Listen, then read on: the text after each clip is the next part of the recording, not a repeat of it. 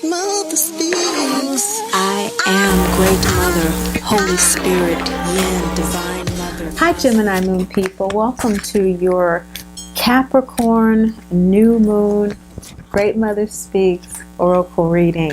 These readings are to provide clarity, balance, and confirmation about what you are feeling, what you are intuiting, and what you are needing to confirm. You know. Sometimes that can be really hard. In fact, most of the time it's very difficult to confirm what we really know to be true because we have all sorts of ideas and judgments around it. And especially with the Gemini moon, the emotional state is one of I think. And so your thoughts are very important, and they are very intelligent as well because you go between the tribes. You know, you travel around, you get around, don't you? That Mercury going between the underworld and the upper world. And so you're able to integrate a lot of information, which for you makes that challenging. All of us have a challenge with confirming that intuitive knowing, that emotional kind of gauge of really where we are with something. But that's the particular challenge for the I think with Gemini. And so Great Mother comes through to all of her children, and particularly through the lunar cycle, which represent our emotional state, to give us that clarity, balance, and confirmation. So what is she saying to you, Gemini moon people, about how you're approaching the Capricorn new moon? She's saying that you are approaching this new moon as if it is a challenge that you're facing. So maybe some of those communicative issues are coming forward for you. On a soul level, we have Sagittarius in the 8th house in the sidereal zodiac. And so that's a rebirth of how you're seeing things on a soul level. And so the soul is in an evolutionary state of recognizing that it has made movement in its being from one state to another. So it's in a new place. And so you're probably intuiting that, which is how the soul communicates to the ego, is through intuition. And so you're probably, Gemini moon people, intuiting a shift very deeply within you. And the emotional response is the 8th house in Capricorn, which is a rebirth in what you were committing to. You're probably emotionally feeling that there are some challenges with getting that clarity with what you need to commit to. Maybe there's a job issue that's on the line. Maybe there's a promotion. Maybe there is a transition from one job to another. Because when we talk about Capricorn, of course, we're talking about work. We're talking about responsibilities. We're talking about what we're dedicated to in terms of the practical aspects of life.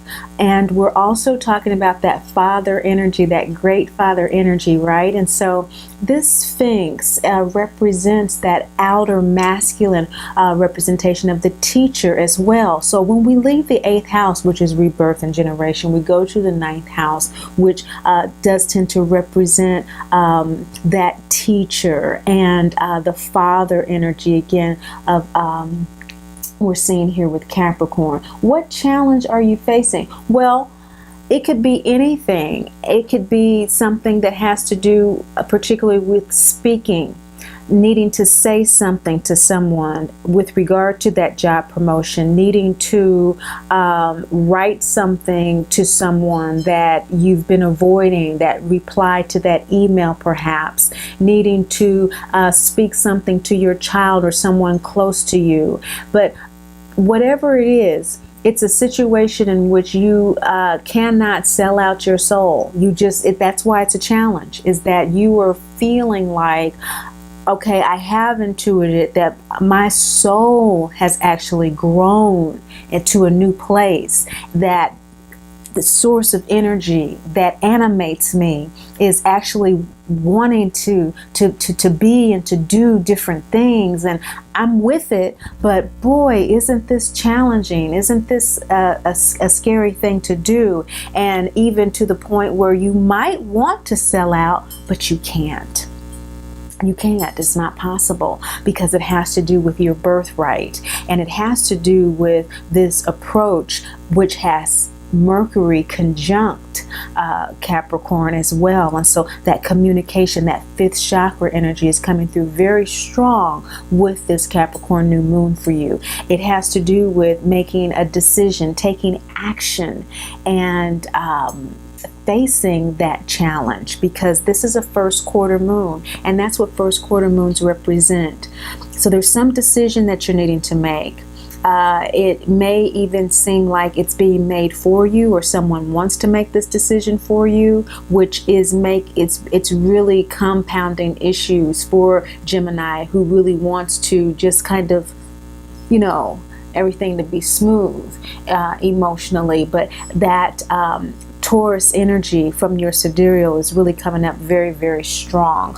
There's a 24-degree difference between the sidereal zodiac and the Western zodiac, and so you want to check at the links below. But if your Gemini moon is 24 degrees or less, more than likely your moon in the sidereal is Taurus, and that makes that 8th house in Sagittarius that regeneration in what you know and your wisdom, and even in your lightness of being, there's a challenge with that. So that's how you are approaching the new year, and Great Mother is giving you confirmation about that.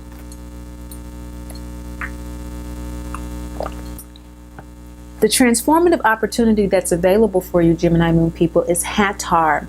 Hathor has the chakra, the sacral chakra. That is our desires. It's represented by the Ankh here, and this is a new moon card, so it's very important in your reading because this is the new moon. It is about you following your bliss. So the challenges that you're having with following your bliss, with this rejuvenation and everything, is probably being impacted by Uranus and Aries right now. Why Uranus and Aries? Because Uranus transits a constellation for 7 years, and it's at the end of the 7 years for Aries. It's going to move into Taurus in May. So Uranus is sudden changes. It's your creativity. It's your genius, your creative genius. And so what this is that you're needing to express to someone, either written or spoken, that is a challenge for you to do because you intuit that your soul is in a different place and you're wanting to align with it, even though it's very difficult. What Hathor is saying, the transformative opportunity for you is to enjoy doing it. It doesn't need to be a chore. Follow your bliss even within this. Have fun, make light of it. Because the new moon is in Sagittarius in the sidereal Gemini moon people. And so that is an energy that's coming through for you very strongly.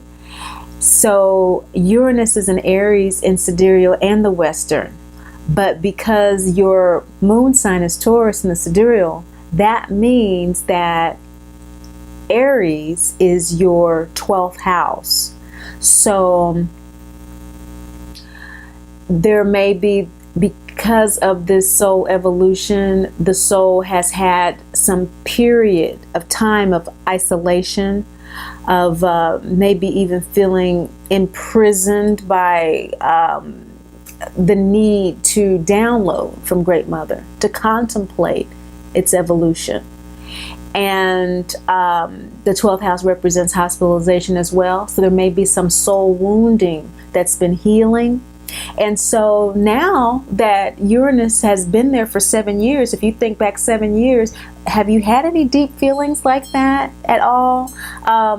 Because the emotional response is 11th house. And so emotionally, you've been responding to the soul evolution as really being intelligent about your public image, really trying to communicate who you are in new ways, even though it's been challenging to do so because you've been going through this rebirth of the soul that animates you. And so the transformational opportunity, Gemini moon people, is to realize that the healing is over.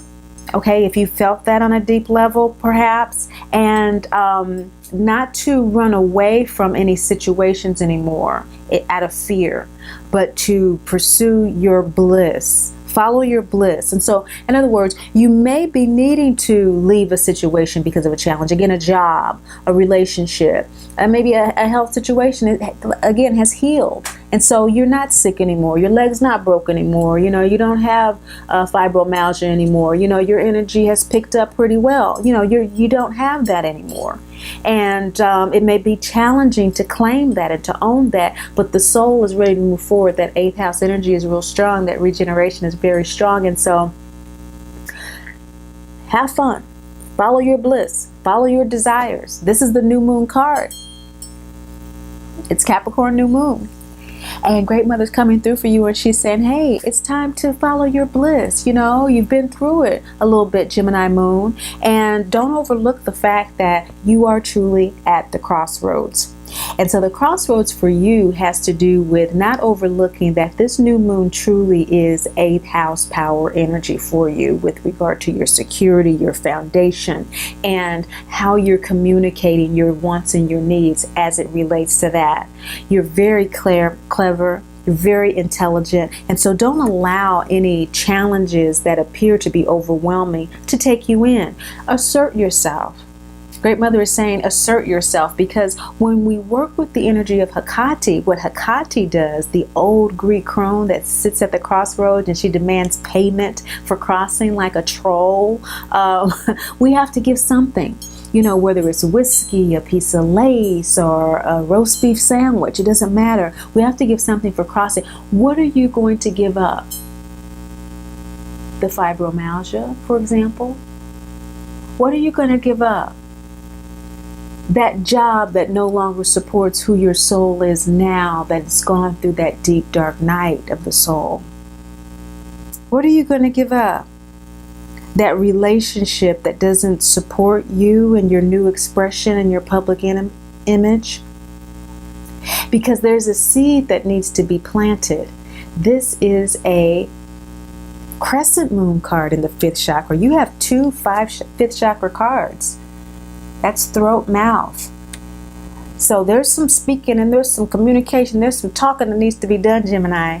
And of course, you're ruled by Mercury, which is conjunct Saturn and Venus in Capricorn.